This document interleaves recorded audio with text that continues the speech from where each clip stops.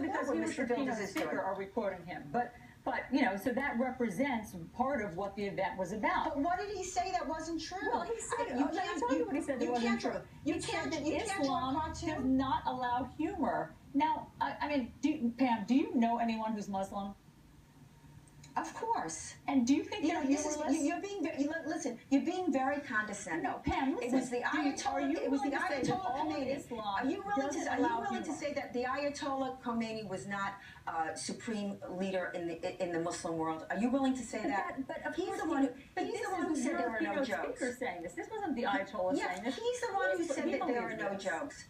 Okay, so, you know, I don't like what you're saying, Allison. So because I don't like what you're saying and you're offending me, should we be violent, so that we can shut down your speech? Not. Is that what you're advocating? No. Listen, of course not. We need to have this conversation. Look, this is what's so great. We're having this conversation on CNN. It's great to be able to debate this and have this conversation. And by the way, what's interesting about your event is that everyone, even there's this piece in the Daily Beast right now that talks about that there were scores of Muslim leaders who supported your right to have this event. They didn't like it, but they supported your right to freedom of speech. Let me read to you a quote from one of them. This was a New York City Muslim community leader. She says, Pamela Geller can draw any damn cartoon she wants, and I defend her right to do so. I have always fought for her right to be a bigot, and I have the right to counter her bigotry with my own free speech. I mean, this is a Muslim leader saying that you have the right to have an event like that. But again, yes. I mean, the point this is a Muslim leader who is attacking me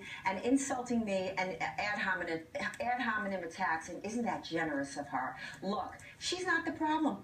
Okay? The problem is that a group, and we don't know how many others were involved, attempted to open fire on a gathering of free speech. That's the problem, Allison. You're bringing it up with these silly distractions. No one is saying that there aren't peaceful Muslims, but there is a problem in Islam, as illustrated last night, and anyone that addresses it gets attacked in this same way. Whereas you should be directing your barbs at the enforcers of the Sharia and those that seek to destroy and crush freedom of speech the way they did in Paris and in Copenhagen. Listen, absolutely. I mean, the bottom line is that freedom of speech can never be met with violence. No one can ever open fire on a group of innocent people. I mean, obviously, that is from the get-go. That's where you and I and everybody in this country agrees.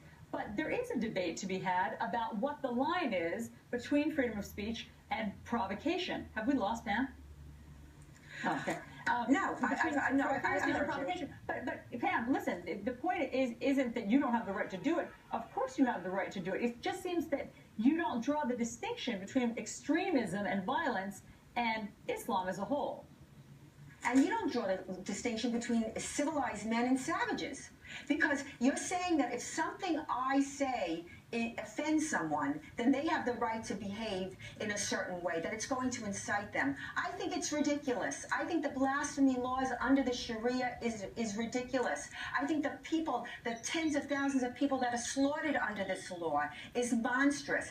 And that's what you and I should be addressing. Not this nonsense we can't talk about it. It's ridiculous. But what the problem comes when you paint with this broad brush and when you say savages in the same sentence as Islam. It makes it sound as though you're calling Muslims savages, and when he makes these broad brush, broad stroke, Allison, show me where I used Muslim and savages one time in my entire life. Show me now. You just made an accusation. Show me where I said that. Well, you were just saying savages. So we all agree. I said you did not draw a distinction between civilized men and savages. Civilized men can disagree. Savages will kill you when they disagree. Yes, that's the distinction that I made. Of course, but you said the religion of savages. I mean, you know that there are. I did not say it. Go back.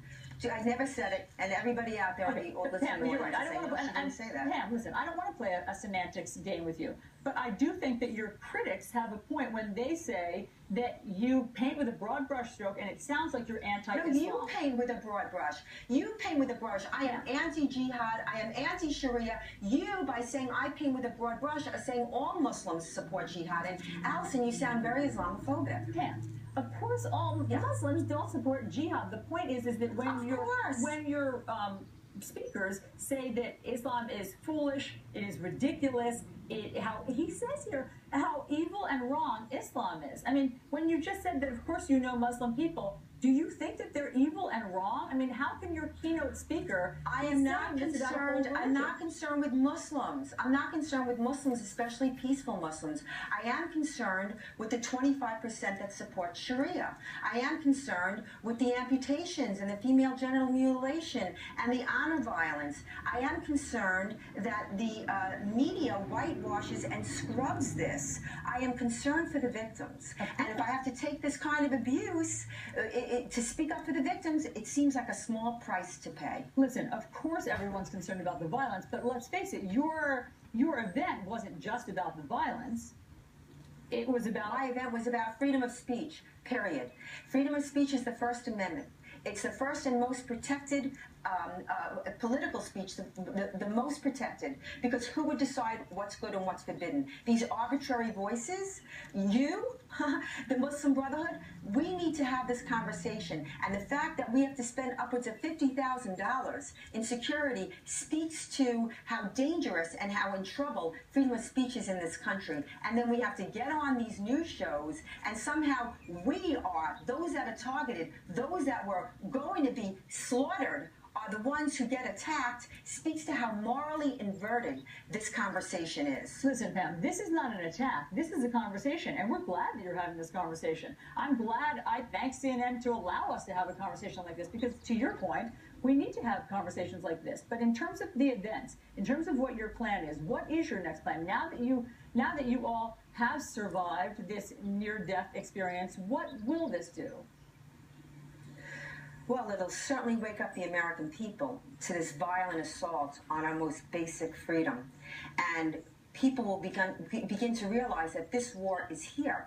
You know, you read about it in Europe, literally opening fire on a French magazine weekly and slaughtering cartoonists and journalists, and thinking that this is, well, that's Europe, and they have these problems that we don't have. We have them. And people need to wake up, and we need to take a firm stand for freedom of speech, and we will not abridge our freedoms so as not to offend savages. And this is really, I think, the battle between freedom and slavery. It is that basic. Pam Geller, we do appreciate you coming on. We do appreciate this conversation. Thanks so much for sharing what happened last night. We're happy that you're safe and that everyone there, other than the gunman, survived. Thanks so much. Thank you, Allison.